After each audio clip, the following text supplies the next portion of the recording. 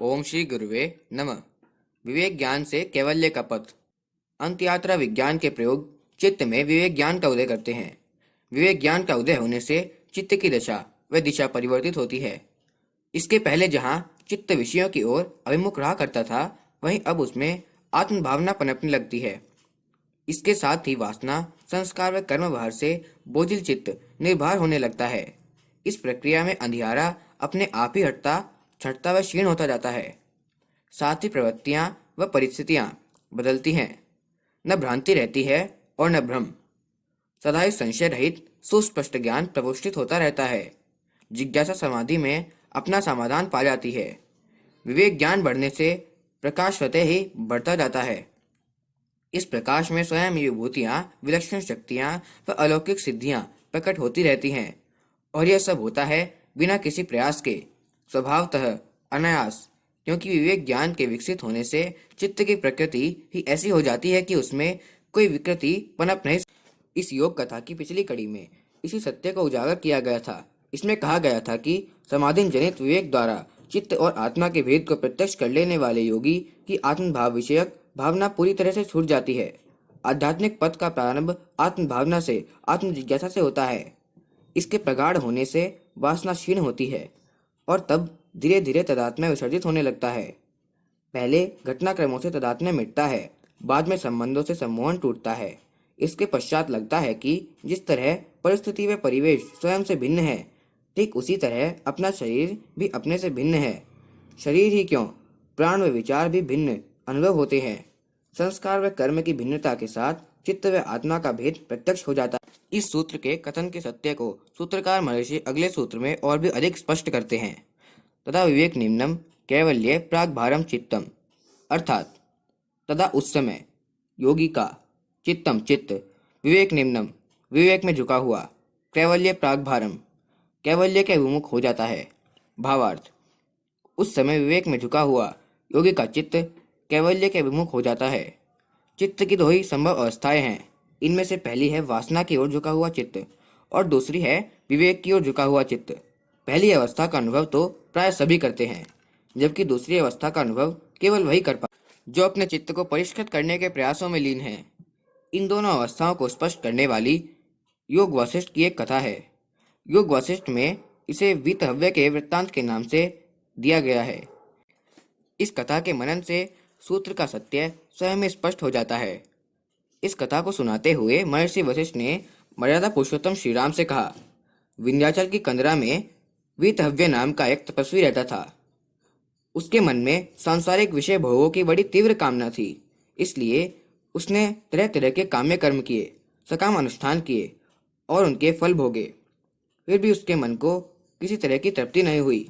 हमेशा ही कोई न कोई भोग वासना उसके मन में बनी रहती। अपनी इसी स्थिति पर विचार करके उसे भारी विषाद हुआ। तब उसने निश्चय किया कि पूर्ण तृप्ति और शांति प्राप्त करने का उपाय केवल विवेक ज्ञान से उपजी समाधि है। यह सोचकर उसने अपने लिए कुटी बनाई और उसके भीतर पद्मासन लगाकर बैठ गया और इस तरह विचार करने लगा, आखिर मैं विषयों के पीछे क्यों दौड़ता हूँ? क्योंकि मैं सोचता हूँ कि इन्हें भोगने से मुझे आनंद मिलेगा, परंतु अब तक इतने दीर्घ काल तक अनेक भोग भोगने के बाद भी मुझे आनंद न मिल सका। इसलिए यह विचार ही गलत है। कितने अचरज की बात है कि जो विषय भोग थोड़े समय पहले हमें परम आनंद की उद्गम दिखाई पड़ते थे और जिसे प्राप्त करना हमें अपने जीवन का ध्येय व सौभाग्य लगता था, उसे पाने और भोग लेने के बाद वही आनंद रहित और निरर्थक लगने लगता है। इससे स्पष्ट है कि आनंद भोग में नहीं है, यह केवल भ्रम भरी भटकन है। इसी भ्रम में पकड़कर सभी जीवात्माएं संसार समुद्र में गोते खा रही हैं। पहले सोचते हैं कि आज इसे पाना है, फिर जब वह मिल जाता है तो सोचने लगते हैं कि कल परसों जैसे तैसे इससे पीछा छुड़ाना है। निरंतर अनवरत ऐसा विचार करते हुए वीतहव्य के मन में विषय भोग से वैराग्य होने के साथ ही विवेक ज्ञान का उदय भी होने लगा। तब उसने अनुभव किया कि जो इंद्रियाओं से भटकाती रही, जिन्हें वह अपना स्वरूप समझता रहा, वे सभी इंद्रियां मन व प्राण के साथ संबंध हुए बिना निष्क्रिय और जड़ हैं।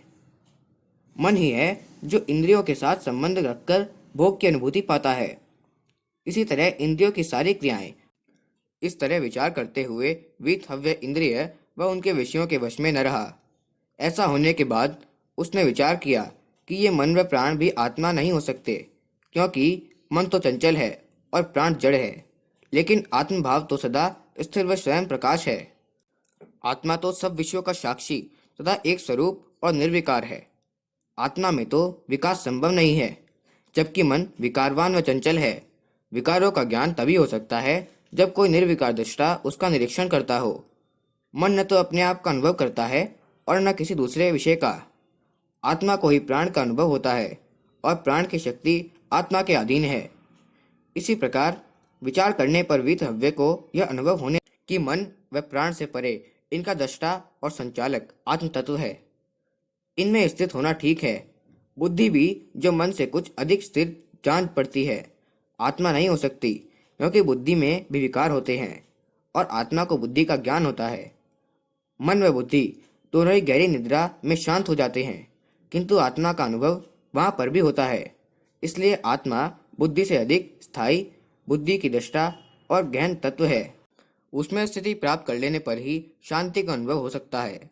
इस प्रकार विचार करते करते और आत्म तत्व का ध्यान करते करते वीतहव्य को समाधि लग गई।